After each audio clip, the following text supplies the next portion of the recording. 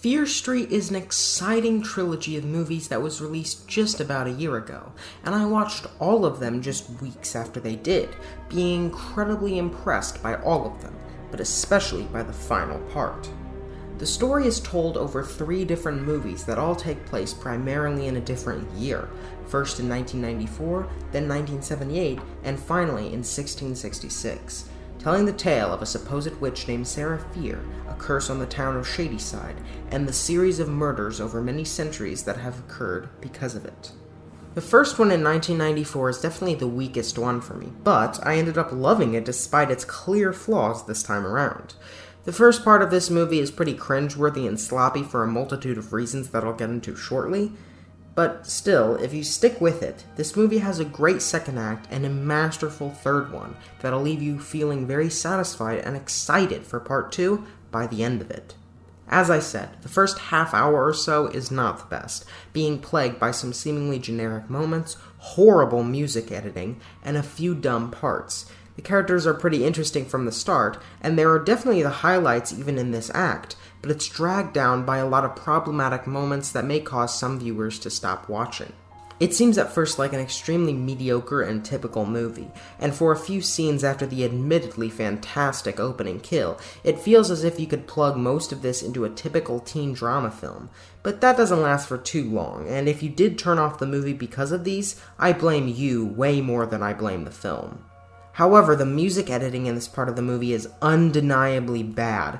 We literally have 7 90s songs played over the scenes in less than 18 minutes. All of them with lyrics, all of them focused on. Who knows, there could be even more that are in the background. This is an absolute overload that makes the movie seem really desperate for your nostalgia, which is a total shame because the rest of the movie actually does a great job of immersing you in the 90s, and the other parts do the same with their respective time periods. There are also some contrived moments, such as the car Sam's in conveniently crashing directly onto the spot where Sarah Fear is buried, which I guess could happen, but it is a little bit convenient. They could have done something a bit different or changed the rules of how the curse she gets works slightly to make this better, but what truly bothers me is the fact that the undead skull mask killer murders the hospital staff, despite the rules of the killers clearly stating that they only go after their targets, those with their target's blood on them, or anyone directly in their way, and these victims don't fit any of those qualifications. But outside of this, the movie is incredible. These few grievances may make it seem like I don't like the movie, but that is definitely not the case, so allow me to tell you the many great things about Part 1. First off, we have some of the best horror movie characters I've ever seen in this movie. Even in some of my absolute favorite horror movies like Halloween and Alien, the characters aren't anything to write home about. But this series shows off one of the few advantages of modern horror films, that being more developed and sympathetic characters. Dina and Sam are the main characters, and their acting and the story of their relationship is extremely well done, to the point that you truly want them to be happy and feel for them. They have a complex story that ties more broadly into the plot of the 2 towns of Sunnyvale and Shadyside, but in general are just likable characters that you want to see win.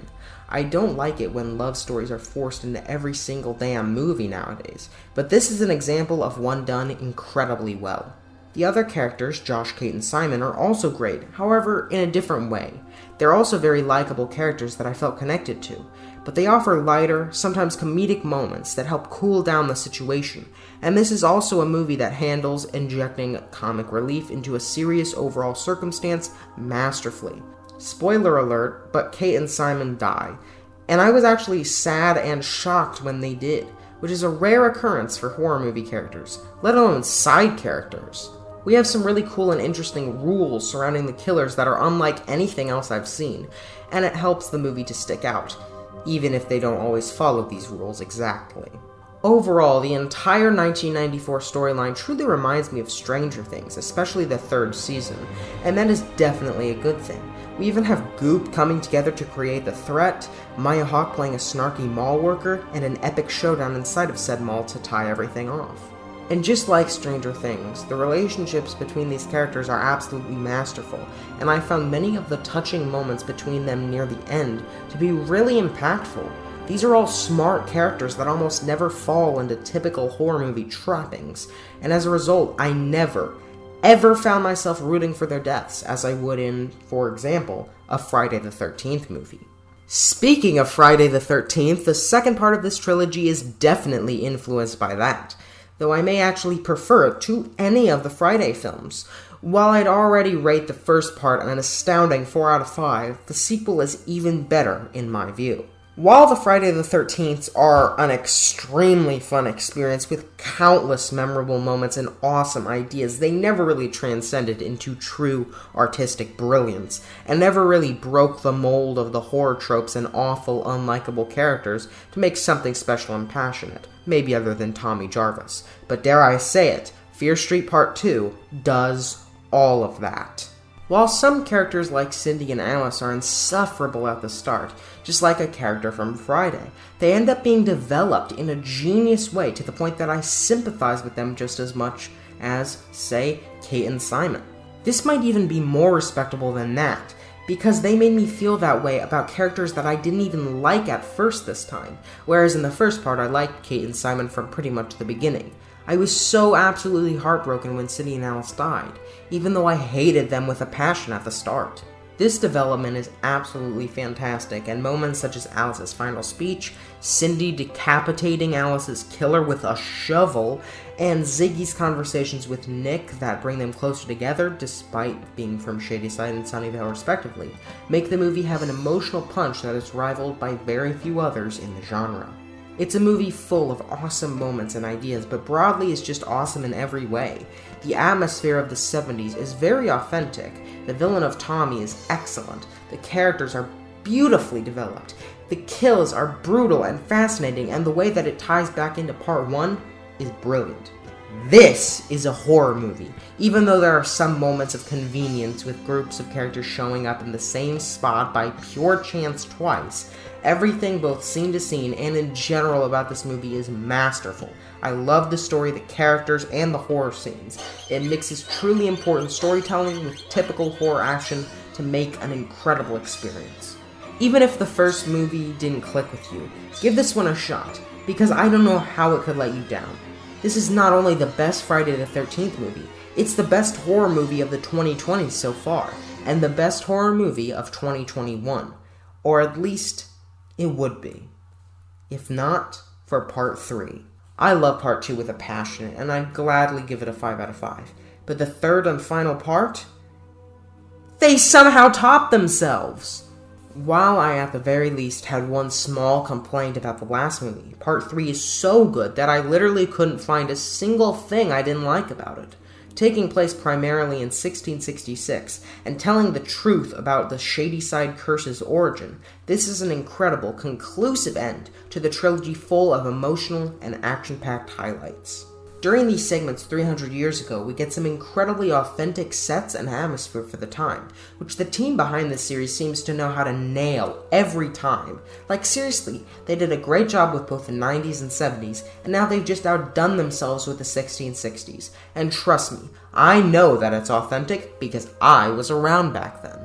The performances are all incredible once again, yet nearly everyone but Sarah, who is basically Dina, and Hannah, who is basically Sam, feels twisted, hiding something.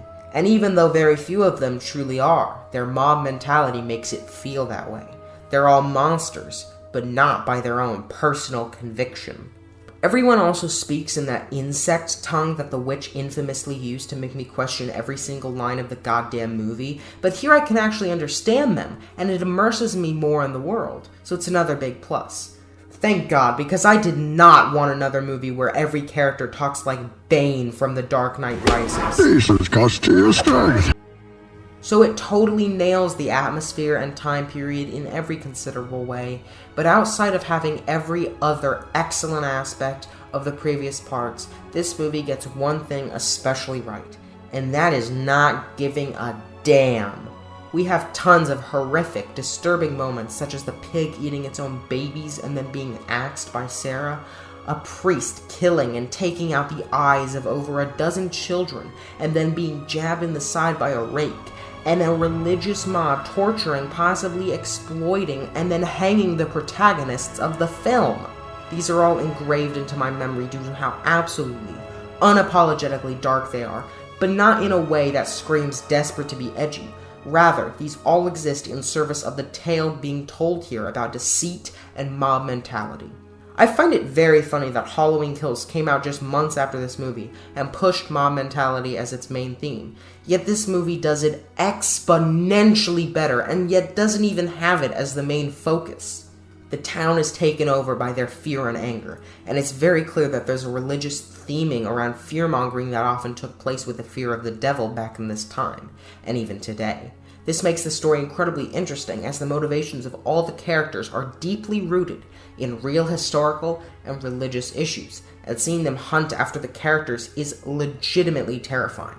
In their quest to get revenge for the priest's actions, they ended up becoming just as bad due to their clouded judgment. Yet, unlike Halloween Kills, there's a layer to reinforce this cloudiness. And they don't go after a guy who looks nothing like Michael Myers. But now I'm just thinking out loud. They handle religious issues and homophobia extremely well throughout the whole series, but especially in this one, and I really find it impressive how realistically grim the presentation of such things is, without any typical Hollywood happiness to distract from the true, grounded darkness behind the situation. I love the twist that the good family has been behind all of this, and the way Sarah Fier is framed and hanged is both absolutely tragic and depressing, yet also spirited and uplifting, as when we transition back to 1994, we and the characters have the motivation to fight for her and redeem her image, which is very touching. And 1994 Part 2 is absolutely fantastic, with a perfect amount of time allotted to 1666 and It during this movie to make things flow masterfully, and tons of things coming full circle in a satisfying way. We have great moments such as the hilarious conversation between Ziggy Martin and a police officer, and emotionally impactful ones like Dina and Josh's sibling bond being shown one last time before the fight of their lives. We get one of the coolest finales of a horror movie, with the showdown in the mall that brings the conflict against Nick Good, the killers, and between Sunnyvale and Shadyside to their highest point. Seeing the plane against the killers go into action is already great, but we get crowd-pleasing moments such as the killers fighting with one another, Nick Good finally getting what he effing deserves, and Dina's final speech to encourage everyone. And at the end of the day, the ending is perfect, tying a bow on one of the most methodically planned out horror series I've ever seen. Normally sequels are made to cash in on the success of the first film, but this trilogy is an important story that's worth telling and enjoyable in every aspect through and through. I love this trilogy so absolutely much, and it's one of the most consistent and best movie trilogies ever. That's right, I said it. With 2 masterpieces and 1 great film under its belt, the Fear Street trilogy is undeniably a horror highlight that proves the genre is still full of great creators who have a unique vision. Watch it already, will ya?